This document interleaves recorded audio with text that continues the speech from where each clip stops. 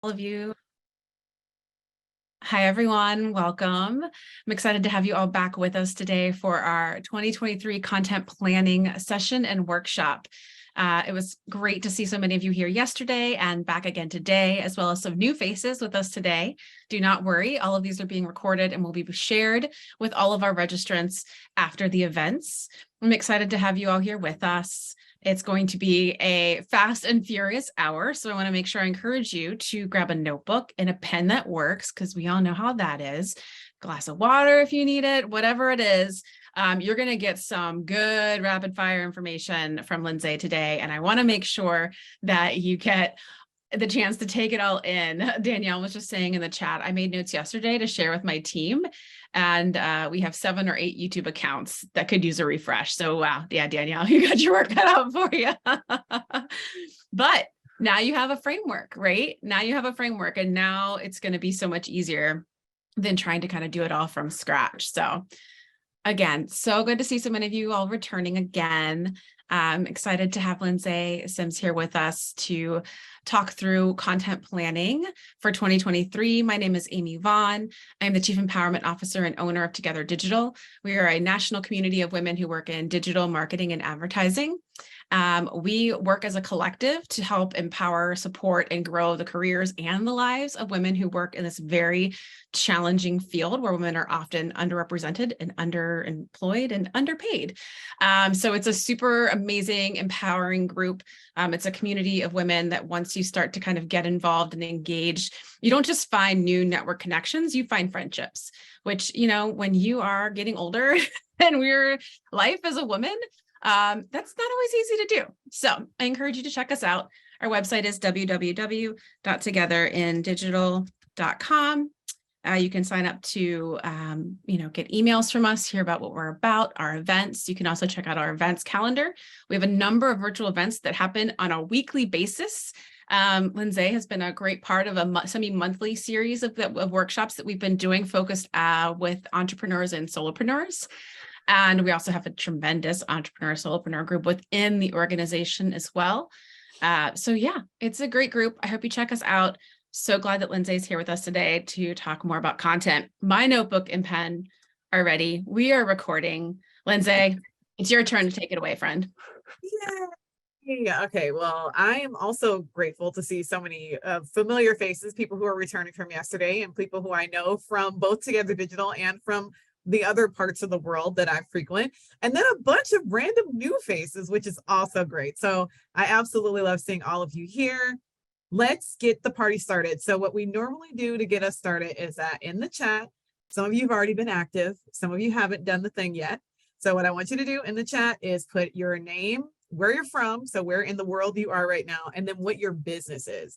I have you do that so that I can use your real businesses as examples when we're going through this stuff. And so I know it was Missy that I used yesterday and a couple other people. So go ahead, put that stuff in there because it makes a lot easier for me to actually think about real live examples that you can use in your business if I know what it is you do.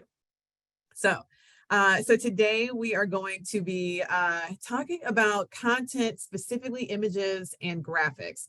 I am a huge fan of going in the order that we're going. So yesterday we talked about video because we really should be prioritizing video for our marketing, not because I said so, because I'm nobody, but because the entire internet said so. Everyone,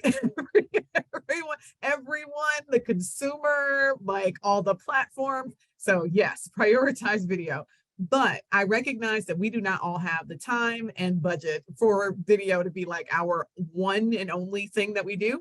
And so we're going to talk about doing graphics and images because graphics and images are not dead. Memes and GIFs are your friend. So we are going to be talking a lot about that today. But before we start talking about just content creation, I want to talk a little bit about structuring that content. And then we will return to that same workbook that I gave you yesterday to think about how we're going to plan this out. So let me go ahead and share my screen. And if at any point you have questions, First of all, thank you. You guys are doing the thing. Nora, you're in my hometown. I love it. Okay, so Nora, you already know you're gonna get all the examples. Uh, you're coming from my hometown, girl. So I'm going to be using again the chat. So if you want to know anything, hear anything, put it in the chat. And Victoria, look at all you people in St. Louis. This is pretty awesome. So anyway, I'm going to be using the chat as I'm doing right now. So if you got questions, you got anything that you want to know as we're going along, feel free to pop it into the chat because I genuinely do watch the chat the entire time. And I will ask you questions for you to answer in the chat and all that jazz. So currently you can see my little home screen where we're talking about the workshop. I'm Lindsay. Hi, nice to meet you. I am your Grow with Google digital coach, the one here in Ohio. And then of course, wherever you are right now, I am your personal Grow with Google digital coach. Eric has just dropped in the chat all of my contact information. If you want to reach out to me, I am a fan of LinkedIn, and a few of you have already reached out and connected on LinkedIn. I love it. I love when I get done with the workshop and I have 3 connection requests from people who were in the workshop. This makes me happy. So feel free to connect with me there.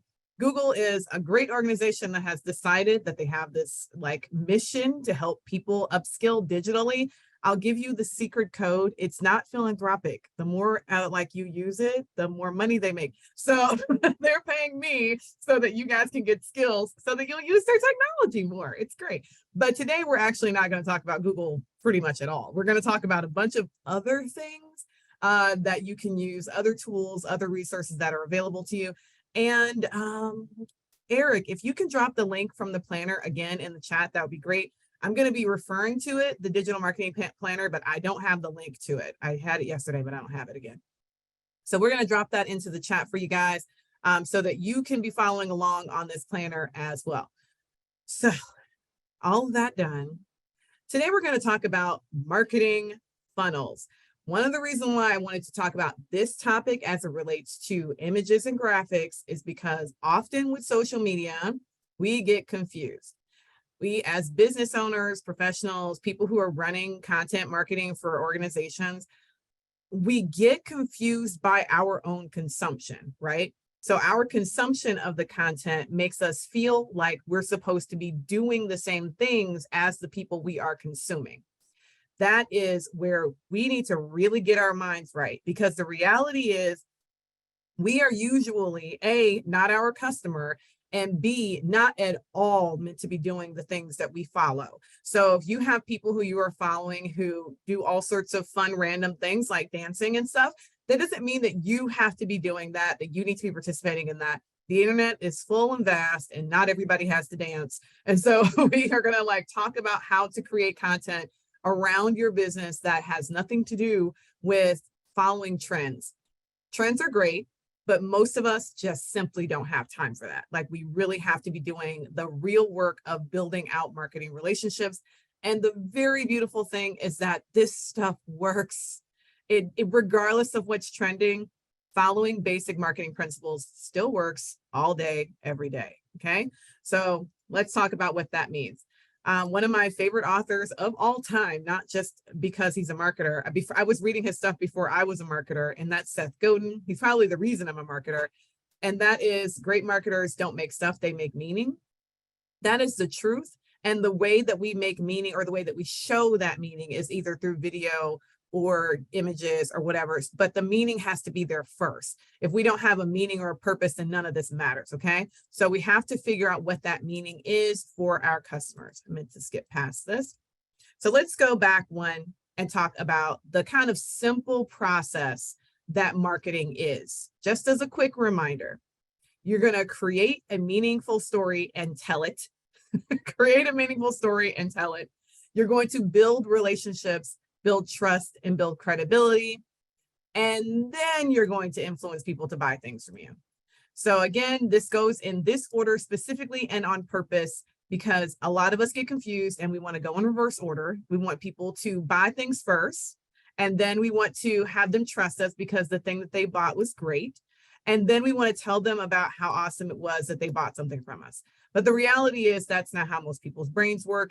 And in the internet, we don't really, what we experience is, those of us who've done e-commerce and things like that will tell you, if you don't build a good brand story first, if you don't build that relationship first, you might get one-off purchases, but you don't get repeat customers. And so what we really want is to focus on building relationships so that we have a nice, steady stream of repeat customers, people who are coming back to us over and over again because they believe in what we do. So what does the marketing funnel look like? This is the standard old-fashioned marketing funnel that most of us have seen and heard before. It's maybe a little bit different because included in this marketing funnel is loyalty. So we got awareness, which is where people find out that you exist. I like to say awareness is where people find out that they have a problem. It's not necessarily where people find out that you can solve their problem, but it's where people realize that they have a problem and then they go out in the world and they try to find solutions to that problem. Consideration is where they've, again, realized they have a problem and now they're going to compare different options for solving their problem. Conversion is when they pick an option and buy it. And then loyalty is when the option that they picked solves their problem in a way that they want to advocate for other people using that same method. That's the process. I want you all to hear the words that I said because those are the important things. The descriptions of these: awareness, consideration, conversion, loyalty. A lot of people get confused by those words, but the reality is that the way that people exist in the internet, the way that we interact with the internet is much more engaged than these words kind of show. So I told you I was going to ask you questions in the chat. Let's start with a question. The first question that I have is, in the chat, I want you to tell me, what problem do people have that they reach out to you for? So not what problem do you solve? That's not what I asked. I asked, what problem do people have that they reach out to you for? That's the question that I want. They want new music. Okay. I'm gonna get behind that. They want to reach their audience. So Shelly's a marketer. They're stuck in their career. They want advice. What else? So their house is ugly. Okay, and I love that. Chris, you right. It's not just that their house is ugly, their kitchen is ugly, their backyard. I know who Chris is and what he does. There are all sorts of ugly things in their house. And wait, let's use Chris as an example. It's not that their house is just ugly. It's more that they're embarrassed by it, right? So the problem that they have is that they're embarrassed. And if I go back to Shelly, when she says reach their audience, why do they want to reach their audience, Shelly? What do they really want? What do these people really want? Okay. And then they want engagement with their, Megan, what do they really want from that engagement? What is the thing that they want underneath that?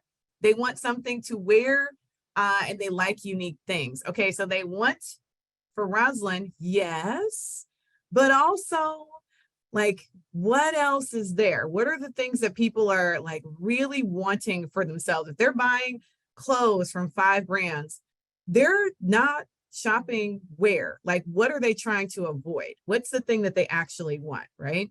So you guys are starting to get, okay, they don't have enough traffic. That's a good one, Missy. So they don't have enough traffic, leads, and sales on their website. They aren't happy with their lives. Oh, Tony, I don't even know what you do for a living, but whatever it is, that's the answer. That is it right there. They're not happy with their lives. They're exhausted from doing their own marketing. Yes, Megan, that's it. That's a good one. So they're exhausted. That's a good why they come. What is their problem, right? So the reason why I'm asking this question, they want to lose weight. Yes, Catherine, they want to lose weight. And a lot of times for Catherine's people, they don't just want to lose weight. They want to lose weight maybe permanently. Maybe they've tried other ways and they're like, okay, I'm done. Or maybe they never needed to lose weight their whole life. And now that 40 metabolic slowdown has been in effect for 10 to 15 years and they really want to lose weight. They're like, okay, I'm done. I don't want to be 75 and overweight, right? So now they want to lose weight now where they hadn't had to lose it before, right? So we want to think about what these things are. Okay, I love that. Not proficient. Okay, BB Bunch likes that. Thank you, Rosalind. They don't want to shop at a department store. These people have a desire that is outside of that, right? They want to shop somewhere where everybody else ain't shopping. They want to have something that somebody else doesn't have. That is a big, big thing, okay? Okay, so you guys get the idea. When we're talking about the awareness phase, we are talking about the fact that people a lot of times are not looking for us. they're looking for something else, right? And when I say they're in pain, they could be in some super high class pain, like they have, comparison syndrome with all of their neighbors, right? And so they're realizing, oh man, my house is like the smallest, ugliest house on the block. How do I solve that problem? And it might be a problem that's not real. Like it could be all in their head. It doesn't matter because it's real to them, right? And so when we talk about creating content, let's go into the digital marketing planner real quick and look at those goals again. When you look at awareness and all the things that you guys have been talking about, let's try to create some goals around your products and services that address what people actually want, right? So let me give you some examples. So for Rosalind, I'm looking at what she put in the chat and I'm thinking about a goal that she could use images and graphics with. This is going with that images and graphics.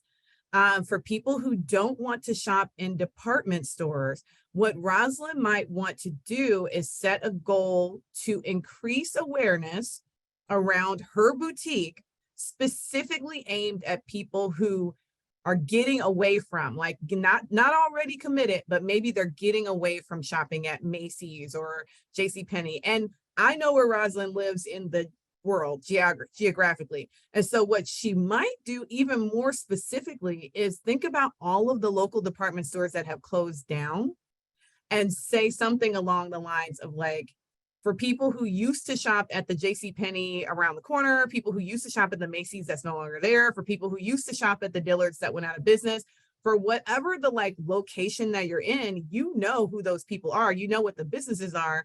And you can say for people who used to do that and are now looking for a way to stand out and be unique without trying to shop Macy's online, right? They're not trying to do that. Then I want to create, again, a set of images to help them to become aware of 5 brands and what we offer. So that's going to be a way for you to create a goal around your images. I want you to create something that, what are these images going to do specifically at the awareness phase? Why are we staying with the awareness phase? Because that's where, very fortunately, the internet is one of our best friends, is during the awareness phase. Because people are constantly being served by our social media platforms. We're being served up brand new content that we've never seen on a daily basis. And so that's where a lot of us have our biggest opportunity. Because if we can get that content out there and get people to see it when they are discovering that they have a problem, and we can associate what we do with the problem that they're identifying, that makes it a lot easier for us to bring them along on the rest of that journey. But we have to catch their attention in the first place. Okay, so that's why we start with awareness. What is it that we want to do to catch their attention? Okay, so Victoria, I'm looking at another goal because I gave you guys one. I want to give you a second one. Victoria wants to help her clients want to help wildlife and wild places. Okay, so these are people for Victoria that are conservation minded, right? So these people want to help the environment, but not just general. They specifically want to help wildlife and wild places, so preservation. If that's the case, then how do we build a goal around your images so that people can do that? Now, if what she does is actually collect funds and develop, a foundation or has a foundation around this, or does some other sort of industry related to that, I'd have to scroll all the way back up to what Victoria does in order to see that. But, she does photography, wildlife photography and conservation for conservation organizations. This makes so much. Okay, so what Victoria does is she works with the organizations that are trying to do the conservation. So what she wants is to convey to them that they need professional photography in order to do what they do, which is to create a compelling story.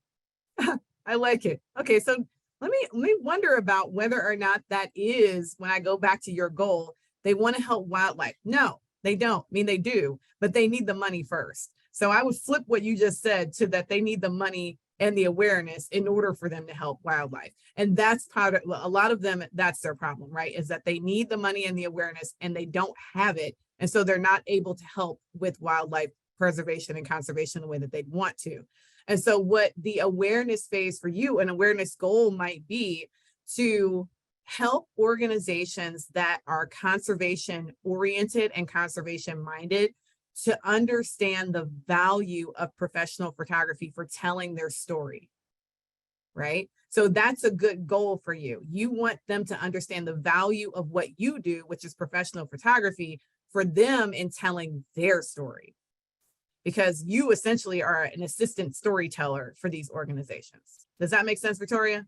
Okay, lots of fundraising. Exactly. Yeah, thank you. You filled it in. But this is, I figured it out after I read it. But that's what I want you guys to be thinking about, that sort of thing. So that's your goal. And then for Victoria, because she very fortunately has, hopefully, an entire set of images that she can start out with, it is a matter of figuring out how to incorporate those images into her marketing and message them correctly. So we said we're talking about images, but we're also talking about captions that go with these images and hashtags and all that. We're talking about planning the whole thing out.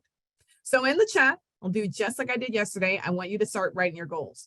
What is something that is an awareness goal at the high level? You want people to become aware of you. They have this specific problem and you want to interact with them at that problem level. So start writing them in the chat. What is a specific type of goal? I'll repeat Victoria, what I came up with for Victoria, which is to help conservation organizations to really understand the value of professional photography for telling their story, because they need money and the storytelling is how they get the money. So that's a way for she's going to increase her own awareness of like people knowing who she is by helping them understand that professional photography tells a story. And once you guys get the things in there, I am going to give you a few resources for doing this sort of thing. And I did not choose Victoria because she does photography. Y'all know I didn't know that until 10 seconds ago. But when I look at what Victoria does, and we talk about content creation, very fortunately, it plays right into one of the main things that a lot of us can do easily when it comes to content creation. So I'm going to let you guys keep time. We'll keep putting them in. And for community banks and credit union leaders who have growth goals but lack experienced staff, I like it. I like it. So they have growth goals, but they don't have the staff to actually make that happen. They get the video and the content to catch their attention. I like it, Kirsten. That's good. That's good stuff. To reach people looking for new music that is not mainstream in the genre of country. Okay, so people who are looking for non-mainstream country music, people who love country music but don't love, and then fill in the blank, Retha. Fill in the blank for me on what they don't love. What do they hate? What do they hate? Okay.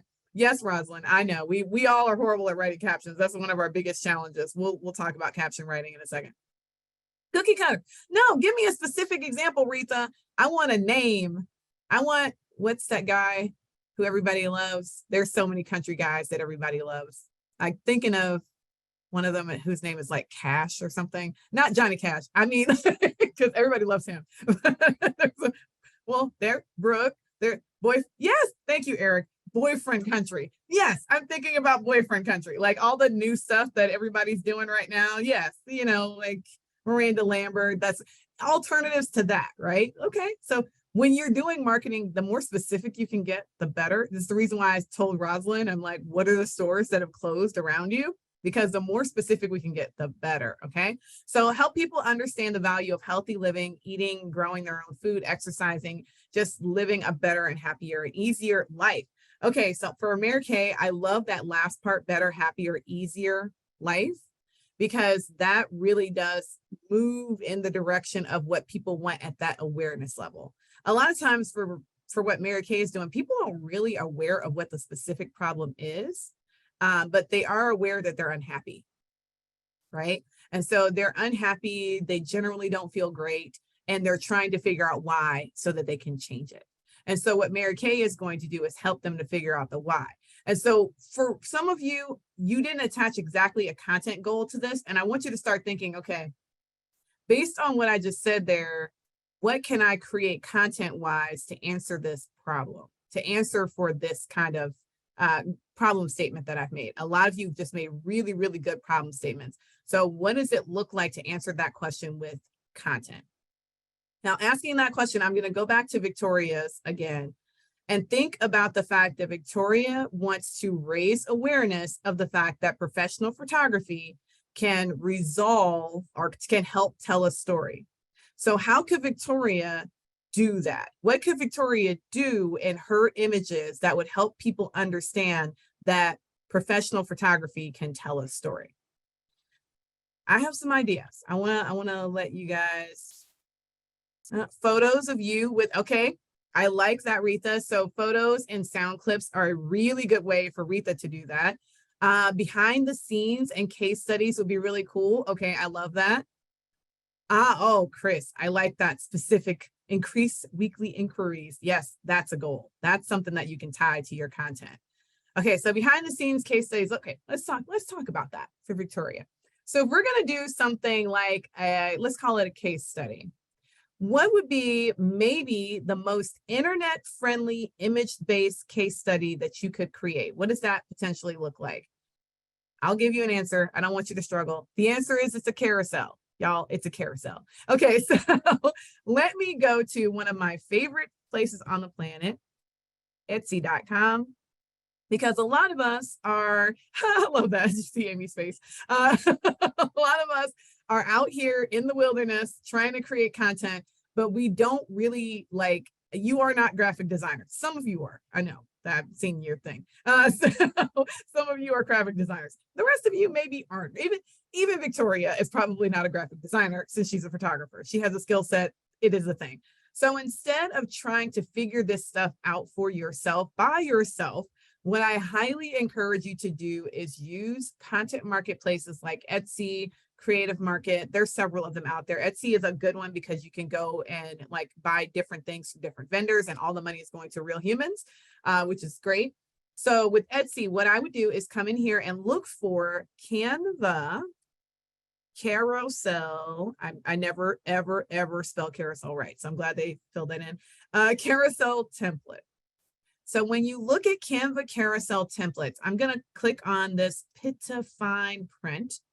And what you see here is a set of carousels that this person has created that are Canva files, meaning that when you download them and you are using them in Canva, you will download the file, it will create an automatic copy for you, and then you would be able to use these carousels over and over and over again, putting your own content into them.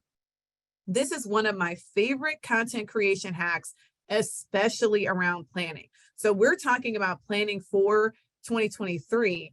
I want you, as a part of your planning for 2023, to plan to spend less time creating content. I know that sounds like the opposite of what we would be doing here, but it's really what we need to be focused on. You need to create less, we need to spend less time creating content. That doesn't mean you need to create less content. So I want you to actually create more impactful content and just spend a whole lot less time doing it. One way to do that is using templates. I am a huge, huge fan of templates, especially around your brand, mostly because there's someone out there who has already created a set of templates that are very easily modified for your brand. And all you need to do is go into Canva and change them once you download them. It is amazing how easy it can be. So this is just one example. And if I look at the idea of creating a carousel for a storytelling, the reason why is because this example right here in the middle is a really good example of a story. All of them actually are. The best tips for college students. For Victoria, she could say, the best way to tell your story as a conservationist. Now, if I was around Victoria, what I would do is not say the best way to as a conservationist. What you want to do is talk specifically to a specific audience. So for Victoria, she would want to look at her audience segments and say, okay, for people who are doing exotic animal conservation in North America, this is what that's an audience that you're going to target with a specific story. For people who are doing exotic animal conservation in South America, you're going to target them with a different story. For people who are doing exotic animal conservation in Southeast Asia, like, you see what we're doing there? So we are saying, okay, these different ones, these different groups, each of them gets their own case study. Why? Because we all have highly selective vision. Does that statement make sense to you? We only see the things that are applicable to us. I'll give you a quick story. So myself, my fiance, and my sister, my older sister, were hanging out watching a TV show on Hulu. And I had previously made a statement to my fiance about how the commercials for hers, the brand for hers, always talked about mental health and how women are so unstable. And why do we always need help with our mental health? Oh my goodness, it's always about. And I was like, this is stupid.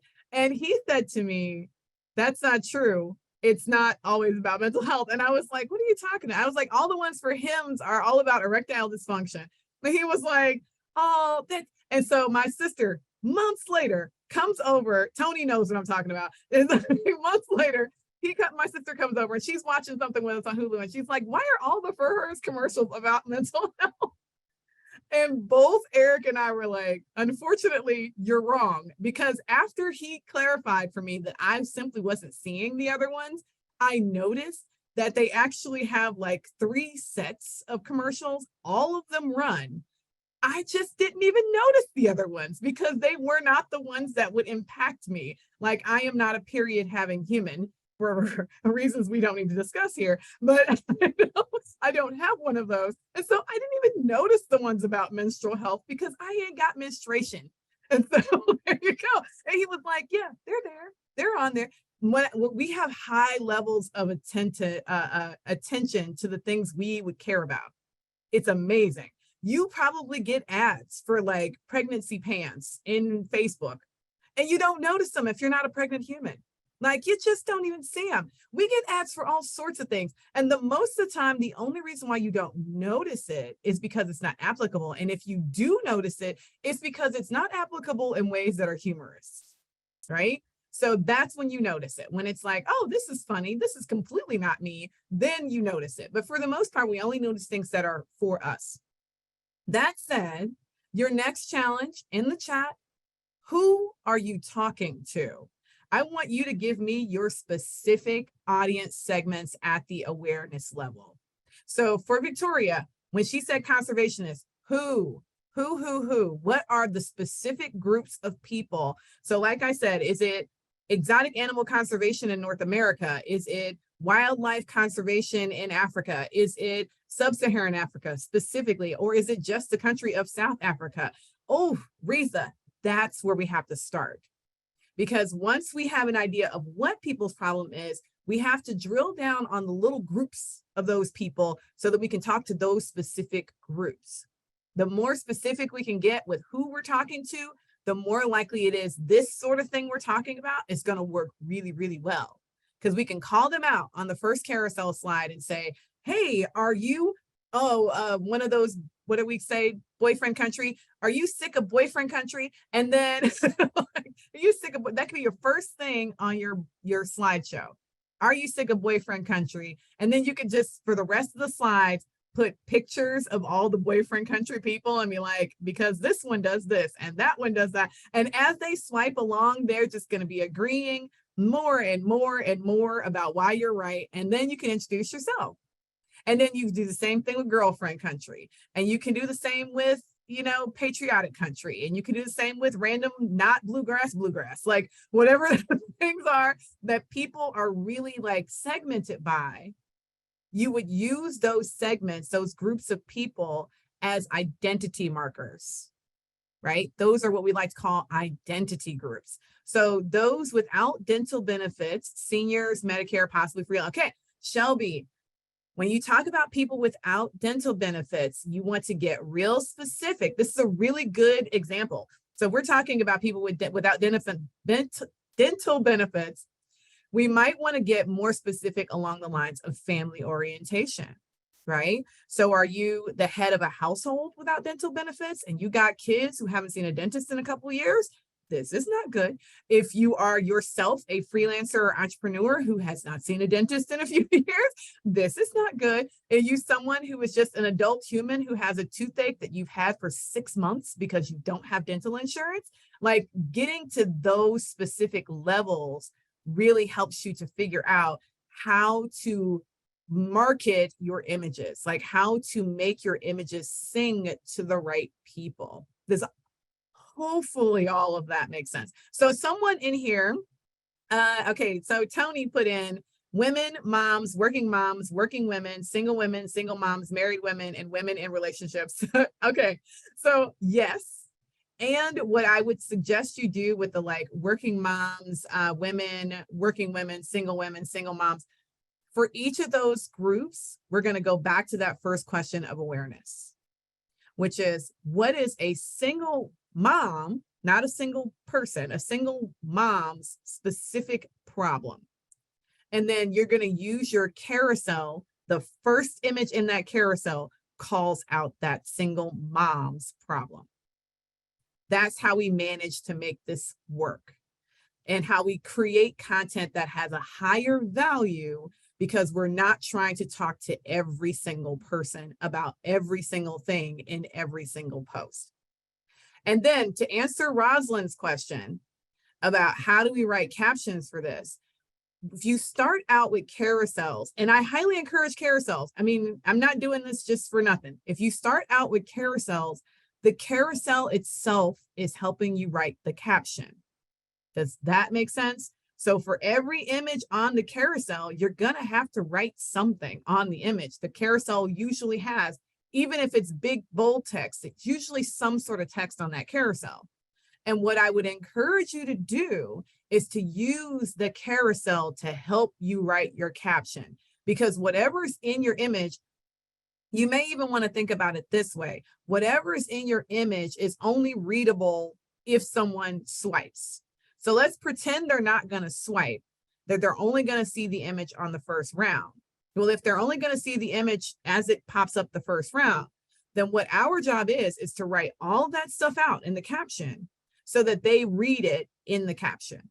It's a cheat code like you wouldn't believe. That way, you're not really writing a separate caption. You are doing one job. You're writing your carousel. And then once that carousel is created, you're taking the carousel and turning it into a caption. Bada bang, bada boom, right? Okay, Retha's coming back to us. So people who are fans of old country, I like it. This is what I'm talking about. So you're really independent music. People who are essentially independent music fans who are also country fans, I love that. This is a good way to start thinking about these people a little bit differently. Okay, you guys seem to be getting it. I love it. You're putting it in the chat. Homeowners, okay, Chris.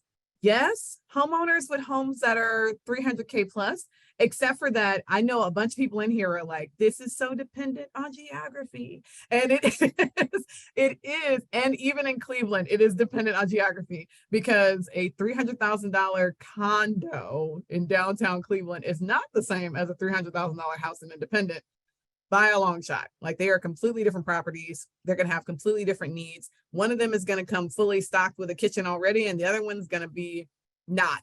And if you're in Cleveland, you know which one is not going to have a really great kitchen. And so what you might do, if you're talking about, and I know Chris is also aiming himself at outdoor living, then you may want to be more specific even and saying people who have recently moved to the suburbs from the city and want to start having outdoor parties, right? So then that way you're priming yourself in the direction of the people who you're aiming at, or people who are recently in the suburbs. You could even say people who've owned your house for over 20 years. You bought your lovely suburban home and now you've had it forever and you want to give it a refresh. Whatever those things are, those are specific segments of humans. So I mentioned carousels. I want you guys to actually see how potentially a not carousel, a template works. So for me, I'm a heavy Canva user. Canva is my jam. I hope it is for everyone. I have an entire set of templates in the templates section. Not in the template section. Of course, it's going to not be in the template section. I have it in the folder section. So in my personal folders, which I can never find whenever I need them, because as much as I'm a Canva user, does anyone else use the search bar on Canva like it's their job? That's me. I use the search bar to find everything that I want. So I always just go straight in and search for templates. But I'll do this the easy way so that you guys can see how effective they are. I'm going to click on the Facebook post just so that you can see what a template is good for. Templates are not meant for you to use them straight. So like download them and change them. A template is meant for you to be able to use them over and over and over again. So if you buy a template, you don't want to modify the template. You want to leave the template alone and then just use the template to create your content. So if I go into my templates, I told you I guess I had a templates folder. If I go into my folder that's labeled templates, and for everyone, let me move this out of the way. That would usually be, for me, it's just sitting out in the open. But for you, it would be in like your projects area. That was what I was looking for earlier. So for me, it's already there. I have it set, and I actually have all of my templates like organized and labeled into folders by design, all that, because I use templates all the time. So let me go to this one. Oh, of course it's empty. Let me go back to the ones that are not empty because I know there's a bunch here. So let's go to this is a sidebar ad. As you can see, this is not the same size as this template.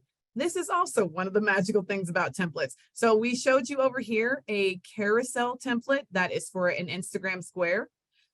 Just so that you guys know, Instagram is moving away from squares. So for 2022, we might want to start resizing our images into the story size, because that is what they're, even for things that are not stories, not reels, they want that story size. So I'm actually just going to resize myself here automatically into that story size. And I don't need to copy and resize. I'm just going to resize inside of the standard document. So now this is resized to be the story size. I'm going to go back to my templates and click on the same template that I was in already, which is a sidebar. And then in order to use this without modifying the main template, I just click on it and it pops in, and then now I can actually change it. Now with Canva, one of my favorite things that they do now is that you have this little pop-up bar so that you can actually see multiple pages at a time. And so if you're creating a carousel, I think the reason why they created it this way and gave us the ability to do this, is because now you can edit video in Canva, but also because if you're creating a carousel, which a lot of us were doing, it was very difficult to see how you can click on another one of these. I can click on another one of these little images here, and it'll add it into my little timeline so that I can see how that works. So that I can add them all in sequence if I want. Whatever you want to do, essentially, you have the ability to do it within Canva if you are using your templates like this. You might be wondering, how do I use my templates like this? The main way you use your templates like this, because they do not automatically come in a way that makes this make sense. First thing you're going to do whenever you download a template is that you are always and forever going to download your template and immediately rename it and close it. That's the key. Rename it with the word template attached and close it. So as soon as you do that, then it will be inside of your saved projects. So inside of any saved design that you have, whenever you create a new design, even if it's a template, it'll be inside of your projects as a recent project. And then you can just go into that recent project, label it, add it to a folder, do whatever you want there. But that's the cheat code to kind of making sure that you never mess up your templates. They're all just sitting inside of your projects. They're not like, you're not using the template as soon as you get it. So that's, again, something that's very useful to you. Now, I did not mention this yesterday because I totally forgot, but we're doing a giveaway every day this week. Yesterday, we gave away a full focus planner to, I think she's actually here. Is she still here? My nose has been running. Devonta Dickey.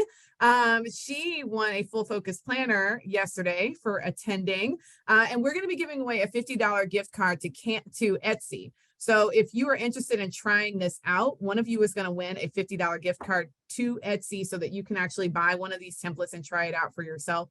As you can see, they are very affordable, $10. So for your Etsy template, you can do it for Instagram, you can do it for Facebook, you can do it for any platform you want.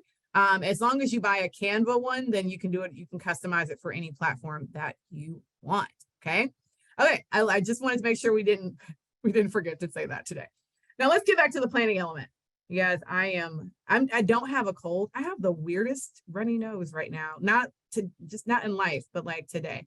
My nose has just been running like a faucet. When we look at our planning going forward, I want you to be thinking about, again, the same kind of thing we were talking about yesterday, except for that we're looking at awareness only. When we were talking yesterday, we were talking about the whole spectrum of content creation. For your images, please leverage them for the thing that they're good for, which is getting attention. At the bottom of this worksheet, we have the project breakdown, which you can include this in your project, but I have a social media activity section as well. And in here, this is where a lot of this content is going to become very useful to you. So you have the ability to go through and figure out for yourself which activities you want to do and on which platforms. Something that I haven't mentioned yet, because this isn't really a social media conversation. I really want this to be a content creation conversation. If we are going to be successful with social media, for the most part, we need to decide which platform we're going to prioritize. That platform should be the platform that is most useful to your audience, not one that's most useful to you. So if you really love TikTok, that's great. Is that where the majority of your audience is? If it is, go to town, TikTok away. If it is not, then you might need to move to a platform that really is where your audience is. Still post to TikTok, but make your content primary for that other platform. For a lot of you, I've actually been looking at some of your content because when you connect with me, I figure out who you are and follow you around on the internet. And a lot of you, your primary platform is LinkedIn. Like a lot of your consumers are over there. And if that's the case, then how do we apply this image thing to LinkedIn? I'll tell you, my number one cheat code for LinkedIn is if you're going to do a carousel, you should do it as a PDF. And that's something that most people do not realize that they can do easily inside of Canva. So you create this document just like you would any other kind of document. And when you go to share it, right now, the default mode for sharing is going to be PNG. If you are saving this for LinkedIn, you're going to save it as a PDF. You can flatten it so that it's not copyable, so that people can't scan it and pull your words out, but copy it. And then you want all the pages download as a PDF.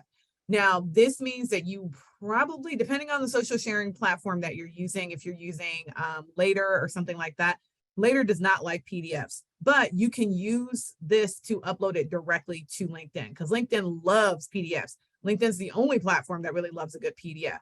And everybody else is like, we're not that professional. So they don't want your stinking PDFs. But LinkedIn loves PDFs and they actually make your carousels beautiful. Right? It makes them really pretty and seamless and swipeable and all that jazz if you do it as a PDF. Okay. Now, okay, Victoria, Amy mentioned my favorite word. I don't want to, how to flatten. It's right there inside of you. Just click the button. So I do want to mention hashtags because we are talking about discoverability on platforms. And I do want you to be planning for these. So when we talk about social media activity, part of what we need to be looking at is our awareness hashtags. Again, at the top of the funnel where people are really having like discussions, thoughts about things that are becoming problems for them or things that they're becoming aware of. Your best bet is to use the best tool on the internet for figuring out what hashtags work, which is Instagram. Like going straight to the source, even for other platforms. I wouldn't even say Twitter's hashtag search is horrible. It's not great for like figuring out which hashtags work really well, but actually Instagram's hashtag search is very good. So let's go to Instagram. And I want to look at searches as it relates to conservation. So I am just going to type in the hashtag conservation. And we see here, one of the things that, again, I love about Instagram is that they give you a ton of hashtag suggestions. So we have wildlife conservation, ocean conservation, marine conservation. And for someone like Victoria, these are absolutely top of the funnel conservation topics. She isn't yet developing any hardcore relationships, but everyone who she potentially wants is likely either following or using these hashtags already. That's what we're talking about. So if we go back to, I think it was Tony who had the women, single women, moms, all that, she would want to look at hashtags as it relates to women. But that is going to, very fortunately for her, be a ton of them. So she might even need to get specific. Now, I will give you an example of a specific hashtag that I don't think people think about these things until you are one of them, but I'm about to get married. And so I am following currently a hashtag called Black Brides. This is just me trying to pump myself up for being married because I'm not the person who was like dreaming of a wedding my whole life. And so I'm like, let me get some wedding content so that I can get my mind right about having a dress on that's white all day. And so I'm following this hashtag for that purpose. But a lot of people who want my attention also use this hashtag because the people following this hashtag are the people that they're trying to sell to. You need to be thinking about what that looks like for you. Right? So yes, there are people using the hashtag single mom. That's a good one. But which other single mom type hashtags are there out there? And how can you leverage those? Single mom life, single mom, single mommy, single mom strong, single moms rock. I love that. So this is a way for you to figure out what are those entry points. For someone like Chris, who is here locally in the Cleveland area, you might be looking at hashtags as it relates to specific cities. So instead of saying homeowners who are at the 300K, level, you may want to think, what are the suburbs in Cleveland where the average house is $250,000? Because now you're getting somewhere. So now we're talking what, Macedonia? I mean, I could have used like Macedonia. Well, Macedonia, ignore that one because Macedonia is a place, it's a country. But Macedonia, Ohio. And so we have Macedonia, Ohio, police department, realtors, real estate. Macedonia, Ohio itself is not a bad hashtag. So if you are Rocky River, yes. So Rocky River, and you want to go Rocky River, Ohio, because our city names are weird and very like Lyndhurst is like the only city name that's unique. All the rest of ours are like the names of other places. So make sure you're putting that Ohio in there so that you're getting the right people. But using hashtags at the awareness level is a way for you to be thinking about planning going forward. Which hashtags are you going to use at that awareness level?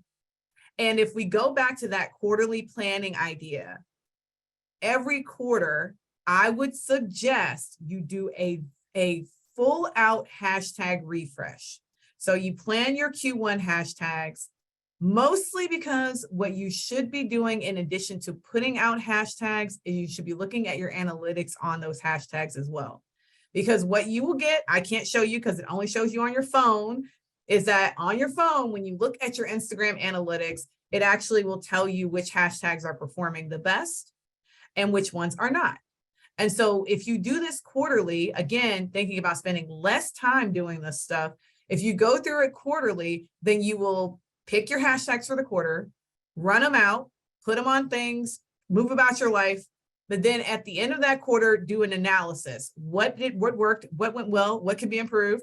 And then in the second quarter, you might want to include some intentionally new hashtags, remove some of the ones that did not work as well, and kind of go from there. So you're not necessarily, again, recreating an entire new set of hashtags for each quarter, but you are refining them on a quarterly basis for your audiences.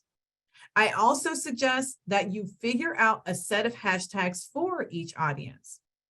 And if, like Tony, you have a lot of overlap, that's fine. So all of Tony's people are women, that's cool. But there's a lot of overlap there, but there's going to be a decent amount of differences because, I mean, just the difference between moms and not moms is a difference, right? And so we want to figure out what are those two segments? What are the hashtags related to moms and what are the hashtags related to not moms? And how do we make sure that those hashtags are applied appropriately for the different posts that we are doing?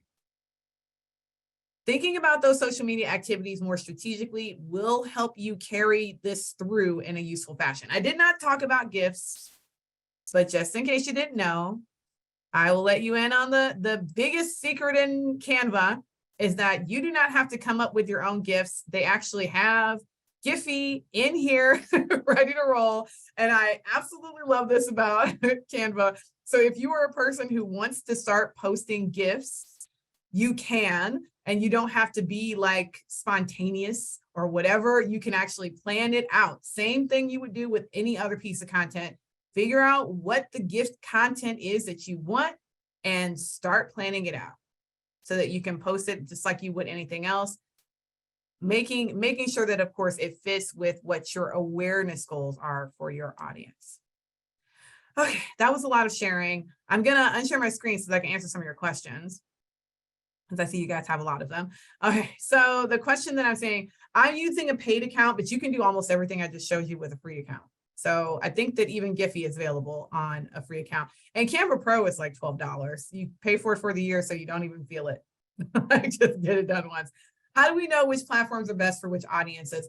It is trial and error, Missy. It is not, there's no like guidebook out there that says these people are all on fill in the blank. There are some people who have moms as an audience who are killing it on Instagram. Other people are killing it with moms on TikTok. And then there's a bigger portion of the population that's killing it still on Facebook. As much as everyone hates Facebook, no one hates Facebook. I'll just leave that at that. Everyone says they hate it, but no one actually does. We all are still on it all the time. So Facebook is still great for audience development. If you want to test things out, test it out on Facebook first, because Facebook forgets fast. It's great. Twitter is still alive and well, but you would want to make sure that whatever your Twitter engagement is, yes, include an image, because Twitter loves images. It prioritizes images over everything else, but you want to make sure it's also fresh, because Twitter likes fresh content. They are a content eating machine. So the more you give it, the more it will eat. Okay. Oh yeah, how do we know? One of my favorite things that we all can do is use analytics to determine where people are coming from. And inside of your Google Analytics, since I didn't mention Google at all today, inside of your Google Analytics, you actually have the ability to see which social media platforms people are coming from. It's inside of your acquisitions tab. So once you go into acquisitions, you can look and see where you are acquiring traffic.